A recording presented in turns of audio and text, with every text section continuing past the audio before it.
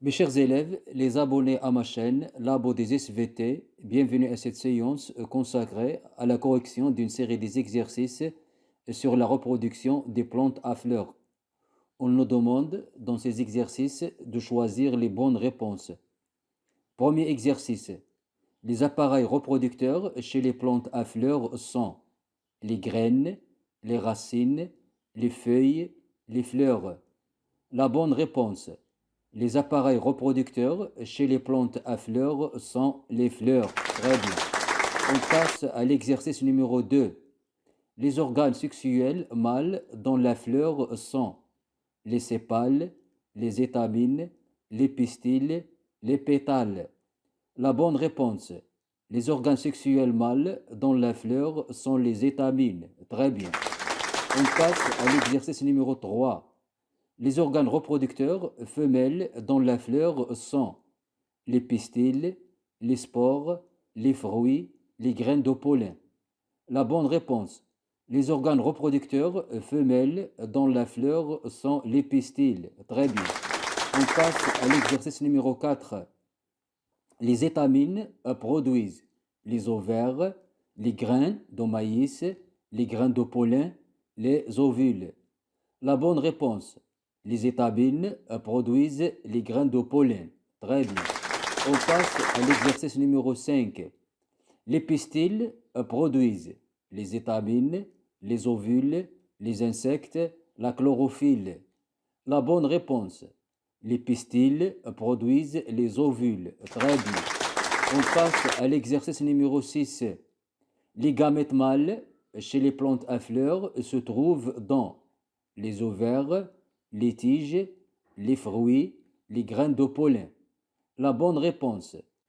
Les gamètes mâles chez les plantes à fleurs se trouvent dans les graines de pollen. Très bien. On passe à l'exercice numéro 7. Les gamètes femelles chez les plantes à fleurs se trouvent dans l'ovaire, l'antère, le stigmate, le stylet. La bonne réponse. Les gamètes femelles chez les plantes à fleurs se trouvent dans l'ovale. Très bien. On passe à l'exercice numéro 8.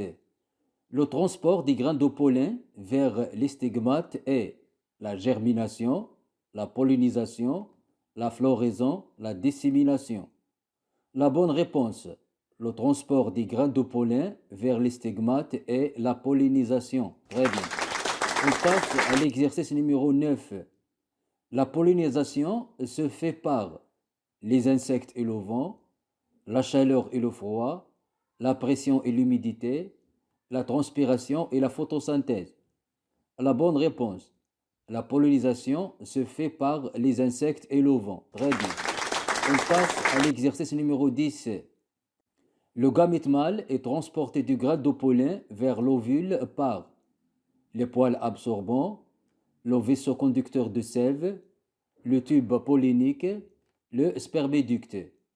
La bonne réponse. Le gamète mâle est transporté du grain de pollen vers l'ovule par le tube pollinique. Très bien. On passe à l'exercice numéro 10. La fécondation chez les plantes à fleurs se réalise dans l'air, l'eau, l'ovaire, le sol.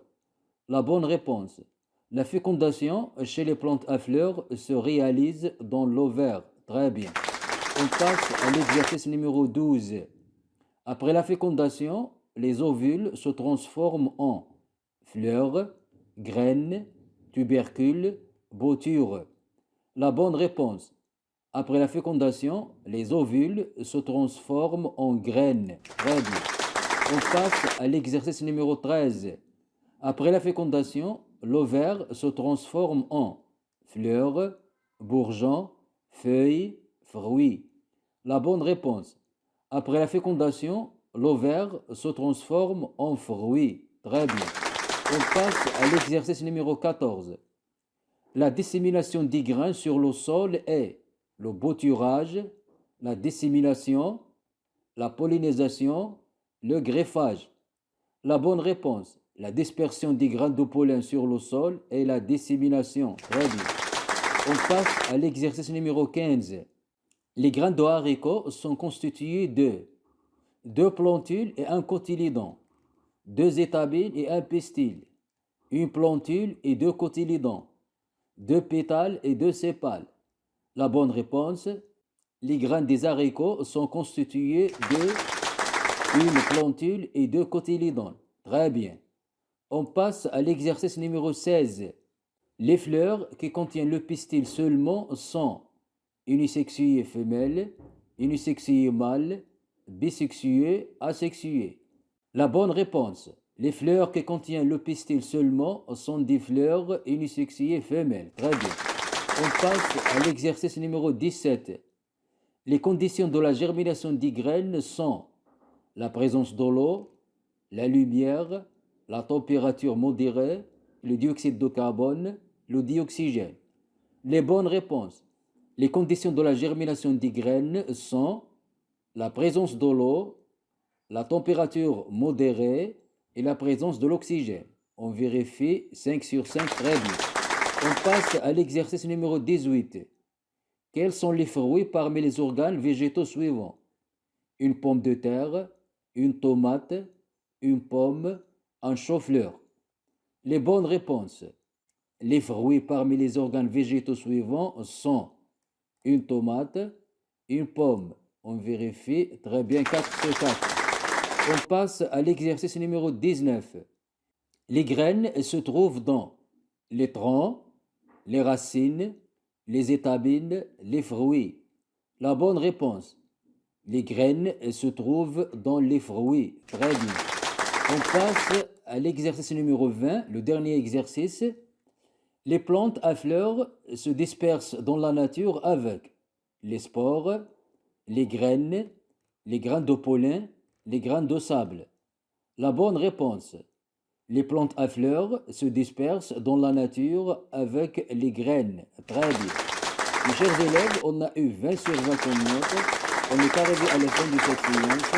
Je vous invite à vous abonner à ma chaîne, comme j'attends vos observations pour améliorer ces ressources numériques. Merci et au revoir.